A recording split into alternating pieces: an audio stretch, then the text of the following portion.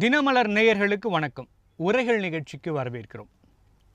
ஜாதி குறித்து அனுராக் தாக்கூர் பேசியது அவை குறிப்பிலிருந்து நீக்கப்பட்டிருக்கிறது. ஆனால் அந்த வீடியோவை தன்னுடைய சமூக வலைதளத்தில் பகிர்ந்து அது பார்க்க வேண்டிய வீடியோ என்று நரேந்திர மோடி அவர்கள் குறிப்பிட்டிருந்தார்.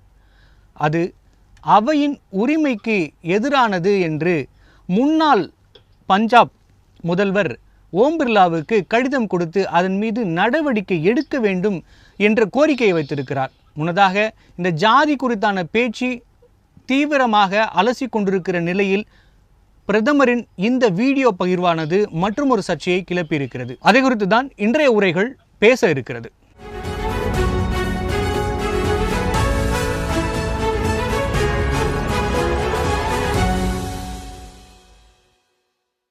பிரதமர் மீது உரிமை பிரச்சனை, ஜாதி பிரச்சனையின் விஸ்வரூபமா என்பது குறித்து பேச நம்மோடு இணைந்திருக்கும் விருந்தினர்கள் திரு செல்வம், பாஜக. வணக்கம் சார். வணக்கம் சார். வணக்கம். மற்றும் காங்கிரஸை சேர்ந்த திரு முருகையன் அவர்கள். வணக்கம் சார். வணக்கம் சார். செல்வம் சார், சொல்லுங்க சார். ஒரு அவையில் பேசின அவை குறிப்பில் நீக்கப்பட்ட பேச்சை பிரதமர் மோடி அவர்கள் ஷேர் செஞ்சிருக்கிறது சரியா? அதுல கூட நீங்க ஒரு சின்ன திருத்தம் என்னன்னா, நாடாளுமன்ற விவாதத்தில் எதிர்க்கட்சி தலைவர் மரியாதைக்குரிய ராகுல் காந்தி அவர்கள் வேகமாக பேசுகிறார். ஜாதியை பற்றி, ஜாதிவாரி இடஒதுக்கீடு வேண்டும் என்று பேசுகிறார். அவர் பேசுகிற பொழுது பாரதிய ஜனதா கட்சியின் மீது தாக்குதல் தொடுக்கிற வகையில் அவருடைய வாதங்கள் இருந்த காரணத்தினால எங்கள் கட்சியினுடைய முன்னாள் அமைச்சர், முன்னணி தலைவர்களில் ஒருவரான அனுராக் தாக்கூர் அவங்க உணர்ச்சி வசப்பட்டு அவர் பேசும் பொழுது உங்களுக்கு என்ன ஜாதி, அப்படி நீங்க என்ன ஜாதின்னு கேட்டாரு. அது கேட்டாரு, விவாதமாகுது. அது பெரிய கூச்சல் குழப்பங்கள்லாம் நடைபெற்றது. அதற்கு பிறகு அப்பொழுது மக்களவையினுடைய பொறுப்பில் இருந்த சபாநாயகர் அதே அவை குறிப்பில் இருந்து நீக்கிட்டார். சரி, இப்ப நீங்க ஒரு குற்றச்சாட்டு, அவை குறிப்பில் இருந்து நீக்கப்பட்ட ஒரு செய்தியை பிரதமர் ட்வீட் பண்ணலாமான்னு கேட்டிருக்கீங்க. பிரதமர் அவர்கள் என்ன சொன்னார்கள் என்பதை நீங்க தயவு செய்து உற்று கவனிங்க. அதாவது, மாண்புமிகு பிரதமர் அவர்கள் எங்கள் கட்சியினுடைய இளம் தலைவர்களில் ஒருவரான இளம் எம்பி, அதாவது இளம் நாடாளுமன்ற உறுப்பினர், மிகவும் அழகாகவும் நகைச்சுவையாகவும் ஆணித்தரமாகவும் பேசினார், அப்படித்தான் சொன்னார தவிர அவர் என்ன பேசினார் அதை நீங்க எல்லாரும் பாருங்கன்னு சொல்லல. ஏன்னு கேட்டீங்கன்னா, எப்பவுமே மரபு எப்படின்னு கேட்டீங்கன்னா, செல்வம் சார், நான் ஒரு குறுக்கிடுறேன். அவர் அதே வீடியோவை நீக்கப்பட்ட அவை குறிப்பிலிருந்து நீக்கப்பட்ட வார்த்தைகளை நீக்கின வீடியோவை அவர் திருப்பி ரீட்வீட்டோ இல்லை திருப்பி லிங்கையோ ஷேர் பண்ணியிருந்தால் இங்கே யாரும் கேள்வி கேட்க மாட்டாங்க. ஆனால் நீக்கப்பட்ட வார்த்தைகளோட கூடிய வீடியோவை ஒரு பிரதமர் ஷேர் பண்ணியிருக்காருங்கிறது சாதாரணமாக கடந்து போக முடியாதுல்ல சார். நாளைக்கு வேற யாரோ ஒருத்தர் வேற ஏதோ ஒரு விஷயம் நாட்டுக்கு எதிராகவே கூட பேசியிருக்கலாம். அதை அப்போ இருக்க பிரதமர் ஷேர் பண்ணிவிட்டு நாங்கள் அதை பாருன்னு சொல்லவே இல்லை, ஒரு வார்த்தை கூட போடாமல் கூட ஷேர் பண்ணிகிட்டு இருக்கோம் சார். ஆனால் அது சரியாங்கிறதான கேள்வி. நீங்கள் அவர் பாருங்கன்னு சொல்லலை, ஜாதியை இது பண்ணலை, அங்கே இருக்கிறத திருப்பி சொல்லலைலாம் சொல்ல வேணாம். ஆனால் அவர் பேசியிருக்கிறத பாருங்கன்னு சொல்லியிருக்கிறதே என்ன சார் அர்த்தம்? தயவுசெய்து சொல்றேன், நீங்க இன்னொரு முறை நீங்க அதை உற்று படிங்க அல்லது பாருங்க. அதை பிரதம அமைச்சர் அவர்கள் ரீட்வீட் அவர் பண்ணல.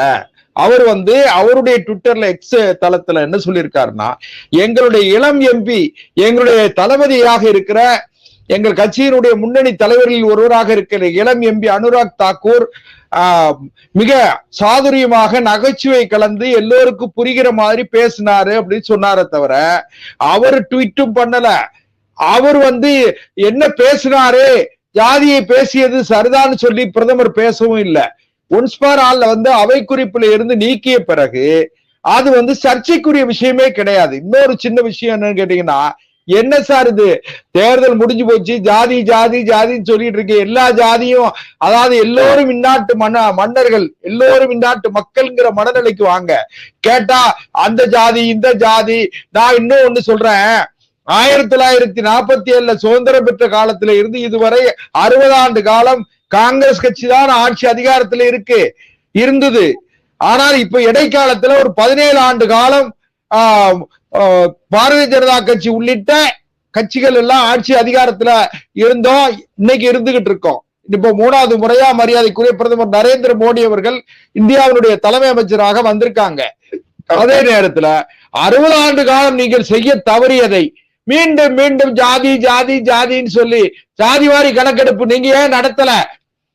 நீங்க மக்கள் தொகை கணக்கெடுப்பு உங்க கேள்வியை தான் நம்ம முருகன் சாருக்கு வைக்கணும். சார், ஜாதி குறித்து ஜாதி வாரிய கணக்கெடுப்பு நடத்த வேண்டும், அதுதான் என்னுடைய லட்சியம் அப்படின்னு ராகுல் காந்தி இப்ப பேசியிருக்காரு. ஆனால் 2004 2014 வரைக்கும் காங்கிரஸ் ஆட்சி தான். அப்ப செய்திருக்கலாமே சார். அப்ப செய்யாம இப்ப மட்டும் பேசுறது எப்படி சரியா இருக்கும் சார்? அனுராக் தாக்கூர் ராகுல் காந்தியை பார்த்து முதல்ல உனக்கு ஜாதியே கிடையாது, நீ ஜாதி வாரி கணக்கெடுப்பு பற்றி பேசுறியேன்னு பேசுனது எவ்வளோ பெரிய தவறான ஒன்று. ஒருவர் இந்த நாட்டு பிரச்சனையில் தலையிட்டு அதன் சம்பந்தப்பட்ட ஒரு கோரிக்கையை கேள்வியாக பாராளுமன்றத்தில் எழுப்பும்போது அதற்கு உரிய பதிலைத்தான் சொல்ல வேண்டும் அல்லது மௌனமாக இருக்க வேண்டும். அதை விடுத்து நீங்கள் நீ என்ன ஜாதி முதல்ல சொல்லு, நீ என்ன ஜாதி, நீ எல்லாருக்கும் ஜாதி கணக்கெடுப்பு சொல்கிறீங்களே அப்படின்னு கேட்குறது ஒரு அநாகரிகம். முதலில் அந்த அநாகரிகத்தை சரி, அதை மறுபடியும் ரத்து பண்ண பிறகு நம்ம பேசுறது கூட தப்பு தான். ஆனால் அது ரத்து செய்யப்பட்ட பின்னாலும் கூட இந்த நாட்டின் பிரதமர் என்ன சொல்லியிருக்க வேண்டும்? அனுராக் தாக்கூர் அவர் கேட்ட கேள்விக்கு முடிந்தால் உன்னால் பதில் சொல்லியிருக்க முடியும், நீ தேவையில்லாமல் அவருடைய ஜாதியை பற்றி எல்லாம் நீ ஒரு பார்லிமெண்ட்டில் கேட்குறது அது முறை தவறிய பேச்சு, பார்லிமெண்ட்டில் நீக்கப்பட்டு விட்டது. இருந்தாலும் நான் அதை கண்டிக்கிறேன். இனிமேற்கொண்டு நமது உறுப்பினர்கள் அதுபோன்ற கேள்விகளை எழுப்புவதிலிருந்து தவிர்க்க வேண்டும் அப்படின்னு அறிவுரை சொல்ல வேண்டிய இடத்தில் இருக்கக்கூடிய இந்த நாட்டினுடைய பிரதமர் அவரே ரொம்ப தமாஷாவும் ரொம்ப சிரிப்பாகவும் ரொம்ப நல்ல சிறப்பாகவும் அனுராக் தாக்கூர் பேசியிருக்கிறார், நீங்கள் எல்லோரும் அதை ஒரு தடவை பாருங்கள் என்று எல்லாரையும் தூண்டிவிட்டு உற்சாகம் மூட்டி அதை பாருங்கள் என்று நீங்கள் சொல்லுவது அதை விட அநாகரிகம். அவர் பேசியது அநாகரிகம், மிகப்பெரிய அநாகரிகம். அதை கண்டித்து தான் இன்றைக்கு ஒரு தீர்மானம் கொடுக்கப்பட்டிருக்கு. அது என்ன முடிவு வந்தாலும் வரட்டும். ஆனால் அப்படி பேசியதை கண்டிப்பது என்பதுதான் ஒரு கட்சியினுடைய இயக்கத்தினுடைய தலைவர், நாட்டினுடைய தலைவருடைய அழகை தவிர அது தவறு. நீங்கள் செல்வம் அவர்கள் குறிப்பிடுகிறார், 60 ஆண்டு காலம் நாங்கள் ஆட்சியில் இருந்தோம், அதில் பிஜேபி வாஜ்பாயினுடைய ஆட்சியும் இருந்திருக்கு, எல்லாரும் இருந்திருக்கிறோம்ல, அப்போ ஏன் சார் செய்யலைங்கிறதால இப்போ செய்யக்கூடாதுங்கல்ல சார், அப்போ செய்ய முடியாததை தான் இப்போது செய்கிறோம். அதாவது காங்கிரஸால் செய்ய முடியாததை பாஜக செய்யும் என்று ராகுல் காந்தி எதிர்பார்க்கிறோம். ஆமா, எதிர்பார்க்கிறோம். ராகுல் காந்தியே சொல்லியிருக்கார் சார். ராகுல் காந்தி என்ன சொல்லியிருக்கிறார்? எங்களுடைய ஆட்சி காலத்தில் அது போன்ற ஒரு நல்ல முடிவை எல்லாம் எடுக்காமல் இருப்பதற்காக வருத்தப்படுகிறேன், அதுக்காக நான் வருதுகிறேன் சொல்லிட்டு தான் இப்பொழுதைக்கு அந்த கோரிக்கையை வைக்கிறார். ஏன் சார் இவ்வளவு நாள் தவறு விட்டதெல்லாம் இப்போ நம்ம ஒவ்வொன்றா நம்ம செய்யணும்னு நினைக்கிறது தவறா? ஏன் அப்போ செய்யலை, அதனால இப்பவும் செய்ய முடியாது அப்படி என்பது நல்லதல்ல. 1954 பெருந்தலைவர் காமராஜர் ஆட்சிக்கு வந்தவுடன் அவர் 27% இடஒதுக்கீடு பேக்வர்டு கம்யூனிட்டிக்கு கொடுக்கணும்னு முதல் சட்ட திருத்தம், இந்திய அரசியல் சட்டம் அம்பேத்கர் வகுத்த பிறகு முதல் அரசியல் சட்டத்தை தந்தை பெரியாருடைய வேண்டுகோளுக்கு இணங்க அந்த திட்டத்தை எடுத்து கொண்டு போய் நேருவிடம் சொல்லி அதை அமுல்படுத்தினார். முதல் சட்ட திருத்தத்தை கொண்டு வந்தது 1954 இங்கே பார்லிமெண்ட்ல முதல் சட்ட திருத்தம். அதிலிருந்து தமிழ்நாடு ஒரு விழிப்புணர்வற்ற மாநிலமாக தொடர்ந்து அதை நாம் காப்பாற்றிக் கொண்டே வருகிறோம். இன்றைக்கு 69% இடஒதுக்கீடை நாம் இன்றைக்கு உருவாக்கி அதை நாம் அனுபவித்துக் கொண்டிருக்கிறோம். இந்த ஜாதிவாரி கணக்கெடுப்பு என்பதனால் தமிழ்நாட்டுக்கு மிகப்பெரிய விமோச்சனம் கிடைத்துவிடப் போவதில்லை. 69 வேண்டுமென்றால் 70 இருக்கலாம், 75க்கு வேணா வரலாம். ஆனால் வட இந்திய மக்கள் 50% மேலே இடஒதுக்கீடு கொடுக்கக்கூடாது என்று சொல்லியிருக்கக்கூடிய சுப்ரீம் கோர்ட்டினுடைய ஆணைக்கு இணங்க அங்கே பெரும்பான்மையாக கிட்டத்தட்ட 75% இருக்கக்கூடிய பேக்வேர்டு மற்ற சாதாரண ஏழை எளிய மக்கள், அந்த மக்களுடைய அதிகாரத்தை அவர்கள் அனுபவிக்க வேண்டிய நல்லது கெட்டதை எல்லாம் இன்றைக்கு மீதி 50%, ஒரு 20% கூட இல்லாத உயர் ஜாதி வகுப்பினர் இன்றைக்கு அதை அனுபவித்துக் கொண்டிருக்கிறார்கள். அதை நாம் குறைக்க வேண்டும். 50% மாற்றி 50லிருந்து நாம் அதிகமான இடங்களை நாம் கொடுப்பதற்காக தான் ஜாதிவாரி கணக்கெடுப்பு எடுக்க வேண்டும் என்று ராகுல் காந்தி இன்றைக்கு சொல்லவில்லை. தேர்தல் அறிக்கையிலேயே குறிப்பிட்டோம், அது மாதிரி பிரச்சாரத்திலையும் குறிப்பிட்டோம். ஆனால் நாங்கள் இன்றைக்கு வைக்கின்ற இந்த கோரிக்கையை தான் நிதிஷ்குமார், பீகார் முதலமைச்சர் நிதிஷ்குமார் ஜாதிவாரி கணக்கெடுப்பை அந்த மாநிலத்தின் அதிகாரத்துக்கு உட்பட்டு அதை எடுத்தார். அந்த கணக்கெடுப்பின் அடிப்படையில் அவர் 65-70% இடஒதுக்கீடு கொடுப்பதாக அறிவித்தார். ஆனால் பாட்னா நீதிமன்றம் என்ன சொன்னது? நீங்கள் கணக்கெடுப்பு எடுத்ததை வேண்டும் என்றால் ஏற்கலாம், ஆனால் அதன் அடிப்படையில் இடஒதுக்கீடு கொடுப்பதை எங்களால் ஏற்க முடியாது என்று தடை விதித்தது. அதை சுப்ரீம் கோர்ட்டு கொண்டு போனா அந்த தடையை நாங்கள் நீக்க முடியாது என்று சுப்ரீம் கோர்ட் சொல்லிவிட்டது 2 நாளைக்கு முன்னாடி. அப்ப என்ன அர்த்தம்? மாநில அரசுக்கு நீங்கள் கணக்கெடுப்பு எடுக்கிறதுக்கு வேண்டும் அதிகாரம் இருக்கலாம், நீங்க கணக்கெடுப்பு எடுத்தாலும் நீங்க தான் வச்சுக்கணும். அதன் அடிப்படையில் இடஒதுக்கீடை கொடுப்பதற்கு தயாராக இல்லை நாங்கள் என்று கோர்ட்டுகள் எல்லாம் சொல்லிவிட்டது. இந்திய நாட்டினுடைய கணக்கெடுப்பு, அதாவது மக்கள் தொகை கணக்கெடுப்பு 2011 எடுத்தது, 2021 எடுத்திருக்கணும். சரி, கொரோனா பிரச்சனை வந்ததுனால பண்ணல, இப்ப 22, 23 எடுத்திருக்கலாம். இப்ப கூட நாங்கள் எடுக்க போறோம் அறிவு பண்ணிருக்கலாம். அதை செய்யவில்லை. நீங்கள் இந்த நாட்டினுடைய மக்கள் தொகை கணக்கெடுப்பு முதல்ல எடுங்க. இருக்கும் போது அதோட சேர்த்து ஜாதிவாரி கணக்கெடுப்பும் எடுங்கள். எடுத்தால் அந்த மக்களுக்கு உரிய அந்த பங்கீடை கொடுப்பதற்கு சரியாக இருக்கும் என்பதுதான் எங்கள் தலைவர் ராகுல் காந்தியினுடைய எழுச்சி மிக்க உரை. அது இந்த தேசத்தினுடைய அனைத்து ஏழை எளிய மக்களுக்கான உரை. அந்த உரையை கிண்டல் செய்வது, கேலி செய்வது போல அனுராக் தாக்கூர் பேசியது மிகவும் கண்டிக்கத்தக்கது, வருத்தத்துக்குரியது. அதை ஆதரித்து பிரதமர் பேசியது அதை விட கொடுமையானது. கண்டிப்பா. செல்வம் சார், ஒரு ஜாதி வாரிய கணக்கெடுப்பை எடுக்கணும்னு சொல்லிட்டு ராகுல் காந்தி அவர்கள் கோரிக்கை வைக்கிறார். அதற்கு நீங்க என்ன ஜாதி, உங்க ஜாதி தெரியுமான்னு கேட்கறதுலாம் என்ன மாதிரியான வார்த்தைகள், என்ன மாதிரியான வாத பிரதிவாதம் சார் இதெல்லாம்? அது திரு அனுராக் தாக்கூர் அவர்கள் பேசியதை அவை குறிப்பிலிருந்து நீக்கிய பிறகு அதை சர்ச்சையாக்க வேண்டியது இல்லை. அவை குறிப்பிலிருந்து நீக்கப்பட்ட விஷயத்த நாம சர்ச்சையாக்க வேண்டாங்கிறது ஒண்ணு. இன்னொன்னு என்ன கேட்டீங்கன்னா, இது பாரதிய ஜனதா கட்சி தொடங்கி வச்ச வாதமானு கேட்டா கிடையாது. ஏன்னு கேட்டா, மரியாதைக்குரிய ராகுல் காந்தி அவர்கள் பாரத் ஜோடோ நியாய யாத்திரான்னு சொல்லி போகும்போது பாத்தீங்கன்னா, உங்களுக்கு கூட இந்த தரவுகள் பார்த்திருப்பீங்க.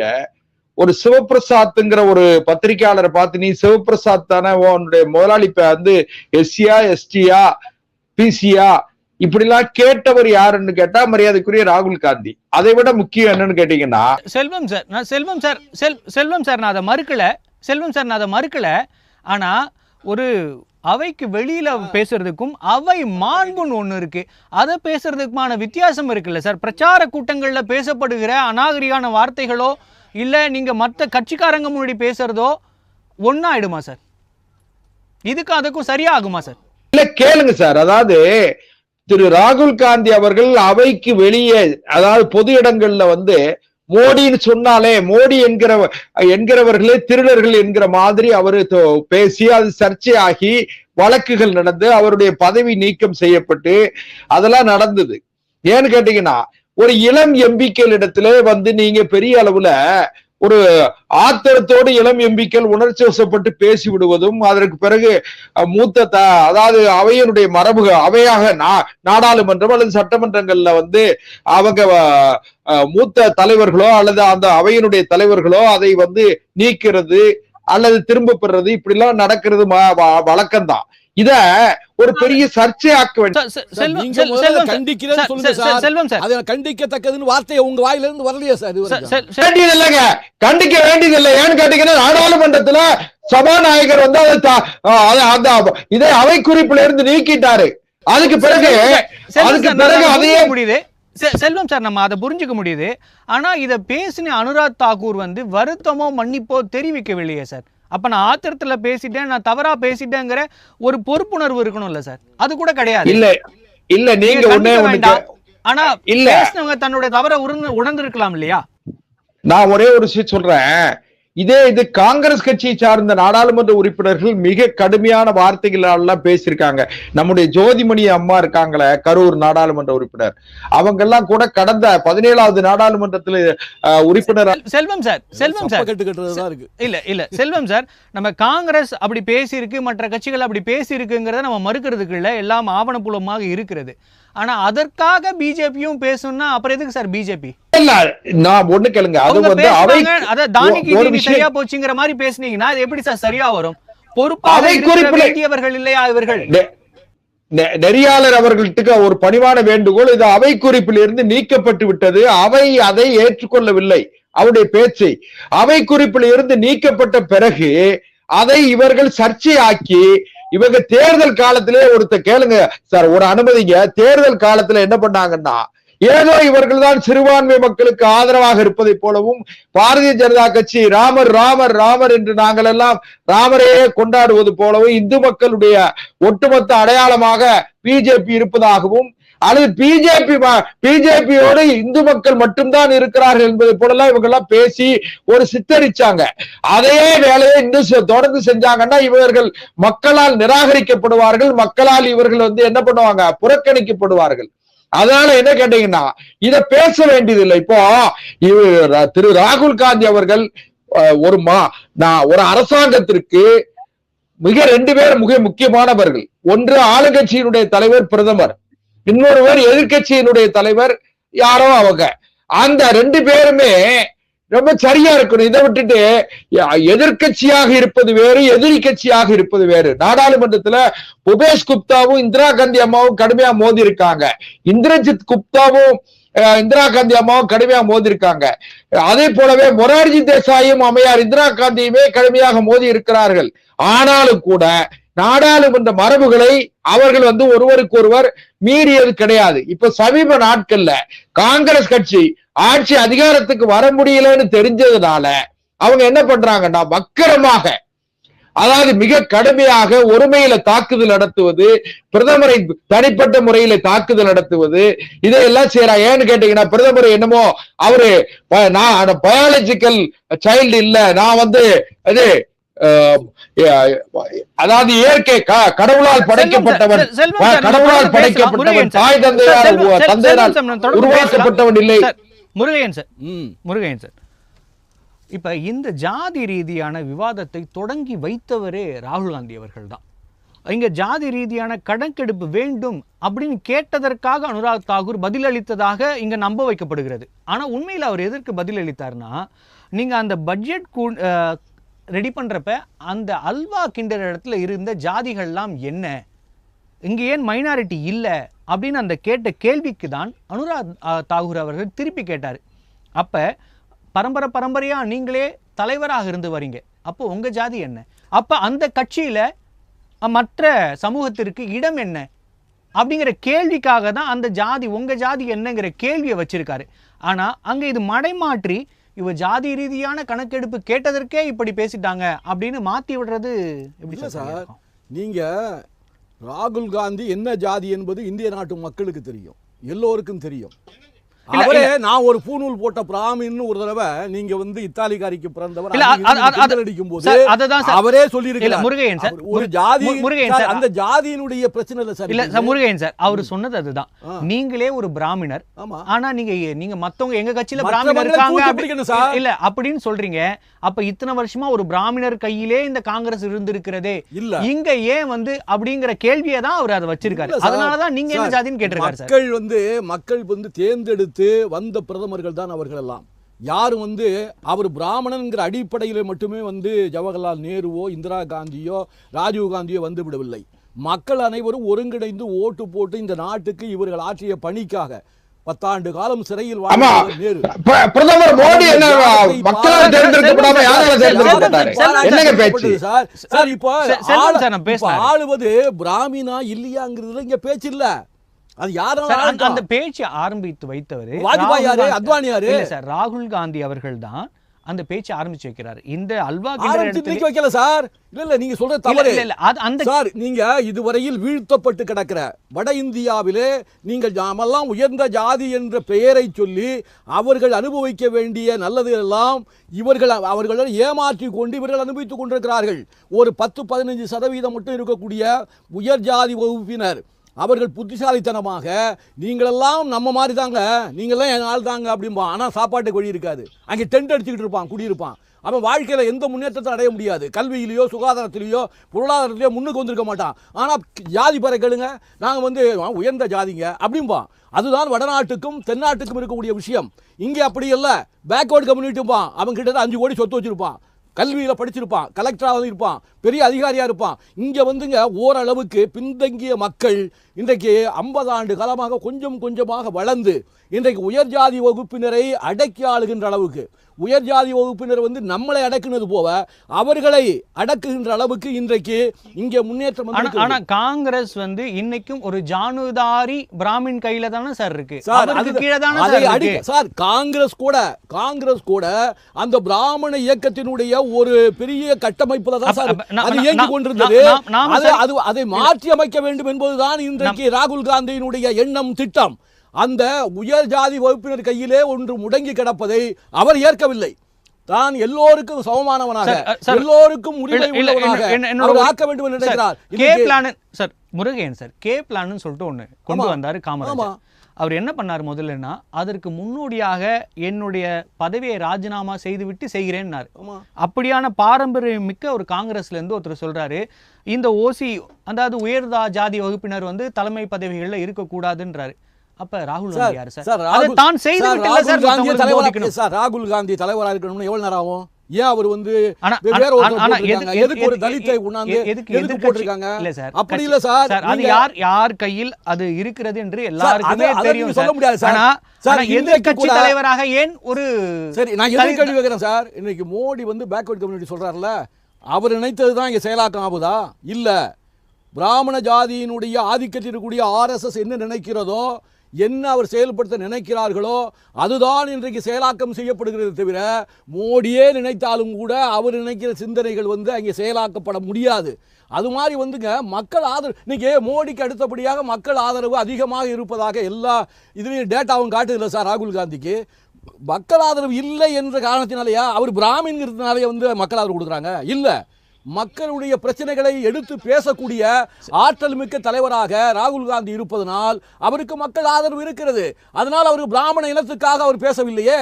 இந்த நாட்டில் பின்தங்கி கிடக்கக்கூடிய எல்லா இனத்துக்காகவும் எல்லோருக்கும் சமமான உரிமை கொடுக்கப்பட வேண்டும். பல பேர் ஏமாற்றப்பட்டு கொண்டிருக்கிறார்கள். வட இந்திய மக்கள் பொருளாதாரத்திலோ கல்வியிலோ சுகாதாரத்திலோ உயர்ந்து நிற்கவில்லை. அந்த மக்களை முன்னேற்ற வேண்டும். தென்னிந்திய மக்கள் அடைந்திருக்கிற அந்த விழிப்புணர்ச்சியை வட இந்தியாவிலும் பரப்ப வேண்டும் என்றுதான் அந்த அளவுக்கு பண்ணாரு. அதை நீங்க இந்த ஜாதிவாரி கணக்கெடுப்பு ஆரம்பிச்சு வச்சது யாரு? நிதிஷ்குமார் ஆரம்பிச்சாரு. கர்நாடகத்தில் எடுத்தாங்க, ஆந்திராவில் எல்லா இடத்தையும் எடுத்தாங்க சார். ஆனால் என்ன நடந்தது? அதனால எந்த பலனும் இல்லை. அதனால்தான் மத்திய அரசாங்கம் நீங்கள் மக்கள் கணக்கெடுப்பு எடுக்கும் போது ஜாதிவாரி கணக்கெடுப்பையும் சேர்த்து எடுங்கள், எடுத்து அதுக்கு தகுந்தவாறு இடஒதுக்கீடை கொடுங்கள் என்று கேட்கிறோம். இல்ல சார், அமித்ஷா அவர்கள் வந்து ரொம்ப தெளிவா சொல்லியிருக்காரு, நாங்கள் ஜாதி ரீதியான கணக்கெடுப்புக்கு எதிரானவர்கள் அல்ல, அதற்கான பணிகளை நாங்கள் துவங்கி இருக்கிறோம். அது ஆல்ரெடி சொல்லிட்டாரு, பிரச்சாரத்திலே அவர் சொல்லிட்டாரு சார். அந்த தீர்மானத்தை கொண்டு வர சொல்லுங்க சார். இல்ல, நாங்க ஜாதிவாரி கணக்கெடுப்பு எடுத்து அதுக்கு தகுந்தவாறு நாங்கள் இடஒதுக்கீடு மாறுதல் கொண்டு வருவோம். அதை உடனடியாக அமல்படுத்த முடியாது, அதற்கான சாத்தியக்கூறுகளை ஆய்ந்து கொண்டிருக்கிறோம் சொல்லிட்டார் சார். அதுக்கப்புறமும் நாம இப்படி பேசுறது எப்படி சார் சரியா இருக்கும்? அது மாதிரி பொருத்தமான பதிலை இந்த நாட்டின் பிரதமர் பாராளுமன்றத்தில் பேசும்பொழுது ஜாதிவாரி சார் அப்படி ஏற்றுக்கொண்டிருந்தால் அப்ப அனுராக் தாக்கூர் ஏன் அதை பேசினாரு? ஜாதிவாரி கணக்கெடுப்பது தவறு என்று அவர் சொல்லக்கூடாதுல்ல, அது தவறுன்னு சொல்றதுக்கு அர்த்தம் அப்ப அனுராக் தாக்கூர் எதுக்கு அந்த வார்த்தையை சொன்னாரு? அவர் ஒத்துக்கிட்டது உண்மையா இருந்தால் பிரச்சனை முடிஞ்சு போச்சு இல்ல. அனுராக் தாக்கூர் எதுக்கு பிரச்சனையை கிளப்பி விட்டாரு? கண்டிப்பா சார் இந்த கேள்வி வைப்போம். செல்வம் சார், ஜாதி ரீதியான கணக்கெடுப்பை எடுப்பதில் மத்திய அரசுக்கு அப்படி என்னதான் சார் சிக்கல்? உங்கள் ஜாதி அரசியல் அடிபட்டு போய்விடும் அப்படின்னு ஒரு கருத்தை முன்வைக்கிறாங்க. அது உண்மையாதான் சார் தெரியுது நீங்க பேசுறது. என்னுடைய தனிப்பட்ட கருத்துன்னு சொன்னீங்கன்னா ஜாதியே வேண்டாம், காமன் சிவில் கோடு சொல்லக்கூடிய பொது சிவில் சட்டத்தை நிறைவேற்றினால் அங்க வந்து ஜாதியே வேண்டியதில்லை. எல்லா ஜாதிகளுக்கும் இன்னைக்கு கூட நீங்க பாத்தீங்கன்னா நாட்டில் எந்த ஜாதியும் இல்லை, எல்லோரும் சமம், எல்லாரும் கோயில் அர்ச்சகர் ஆகலாம், எல்லாரும் கோயிலுக்குள்ள எல்லாரும் போகலாம். அது கொண்டு வர சொல்லுங்க சார். சார் அரசாங்கம் நினைத்தால் யாரு வேண்டுமானாலும் அர்ச்சகர் ஆகலாம், யாரு இடத்துக்கும் போகலாம். ஜனாதிபதி போய் வந்த இடத்தை கழுவி விடுறாங்க சார். அந்த இடத்தை சார், கழுவி சும்மா விட்டா இங்க இந்த எனக்கு- முப்பது எனக்கு மில்லியன் அவனுக்கு- நாடு இது. எனக்கு அவனுக்கு- அந்த கேவலமான அதான். ஒரு நாட்டில் சார், வந்து முருகன் நாங்க சார், ஜாதி எல்லாம் ஒண்ணுதான். முருகன் நாங்க சார், எல்லாம் எல்லோரும் சார், சமம் உங்க- தான். அதாவது உங்களோட கேள்வி நிப்பாட்டுங்க. செல்வம் அதாவது சாருக்கு பதில் சொல்லுங்க. அதாவது சார், சொல்லுங்க சார். விவாதங்கள்ல பேசணுங்கிறதுக்காக எதை வேணாலும் பேசாதீங்க. இந்தியாவினுடைய குடியரசுத் தலைவர் அவர்களே கூட ஒரு பழங்குடியின சமூகத்தை சார்ந்தவர் என்பதை தயவு செய்து மனசுல வச்சுக்கிடுங்க. அதை கொண்டு வந்தவர் பாரதிய ஜனதா கட்சியினுடைய தலைமை அமைச்சராக, பாரதிய ஜனதா கட்சி இந்திய அரசினுடைய தலைமை அமைச்சராக இருக்கிற மரியாதைக்குரிய பிரதமர் நரேந்திர மோடியும் அமித்ஷாவும். அதனால நீங்க வந்து பெருசா என்னமோ ஒடுக்கப்பட்டவர்கள், பிற்பட்டவர்கள், பிற்படுத்தப்பட்டவர்கள் இப்படிலாம் சொல்லிக்கிட்டு கதையை ஓட்டாதீங்க. இதுல விஷயம் என்னன்னு கேட்டா, வேணும்னு சொல்லியே புரோக்கன் பண்ணணும், அதான் ஆத்திரப்படுத்தணும், சபையை வந்து கூச்சல் குழப்பத்திற்கு ஆளாக்க வேண்டும் என்று ராகுல் காந்தி திட்டமிட்டு மரியாதைக்குரிய நெறியாளர் சொன்ன மாதிரி அல்வாகின்ற இடத்துல என்ன ஜாதி, அந்த ஜாதி இருந்தா இந்த அல்வா கிண்டுவது ஏதோ பாரதிய ஜனதா கட்சி ஆட்சிக்கு வந்த உடனே நிதி பட்ஜெட் தயாரிக்கிற இடத்துல அல்வா கின்றது கிடையாது. அல்வா கின்றதுங்கிறது முறை வந்து அண்ணன் முருகனுக்கு தெரிஞ்சிருக்கும். ஒரு நாலஞ்சு நாட்கள் அந்த அலுவலர்கள் வேற எங்கேயும் போக முடியாது. அதனால அல்வா சார் செல்வம் சார், அவர் அப்படி கேட்டிருந்தா கூட நம்ம அதுல என்ன புரிஞ்சுக்க முடியும்னா, நீங்க பட்ஜெட் போடுற அந்த கமிட்டியில இருந்தது எல்லாமே ஒரு குறிப்பிட்ட சமுதாயத்தை சார்ந்தவர்கள். அந்த இடத்துல பழங்குடி மக்களுக்கோ இல்ல பிற்படுத்தப்பட்டவர்களுக்கோ ஒரு வாய்ப்பு கொடுக்கப்படவில்லை அப்படிங்கிற ஒரு ஆதங்கத்தை கேட்டாங்கன்னா நம்ம புரிஞ்சுக்கணும். ஆனா இது எவ்வளவு வந்து மோசமான விமர்சனங்கிறத நீங்க தயவு செய்து வேற சொல்றது யாருன்னு கேட்டீங்கன்னா எதிர்க்கட்சி தலைவர் சார். ஒரு எதிர்க்கட்சி தலைவர் ஒரு அல்வாக்கின்ற இடத்த போய் அநாகரிகமா பேசுறது, நாடாளுமன்றத்துல கண்ணடிக்கிறது, கையை தூக்கிக்கிறது, இப்படி தலையை சுத்தி அதாவது கிண்டல் அடிக்கிறது, இதெல்லாம் வந்து எதிர்க்கட்சி தலைவர்கள் செய்யற வேலை கிடையாது. அது நாடாளுமன்ற எதிர்க்கட்சி தலைவராக இருக்கிறவர் இன்னும் கூட மிக முதிர்ந்த நடவடிக்கையை பண்ணணும். இதை ஒரு விஷயம் ஆக்க வேண்டிய அவசியம் இல்ல. இதை ஒரு சர்ச்சையாக்கி பாரதிய ஜனதா கட்சியின் மீது ஒரு அழுக்கை சுமத்த முடியுமா என்கிற முயற்சியில் காங்கிரஸ் ஈடுபட்டது தோற்று போயிட்டு. ஓகே சார், நம்முடைய விவாதத்தில் கலந்து கொண்டு பல்வேறு கருத்துக்களை நம்மோடு பகிர்ந்து கொண்டமைக்கு நன்றி. வணக்கம் சார். வணக்கம். மற்றும் ஒரு நிகழ்ச்சியில் சந்திக்கலாம்.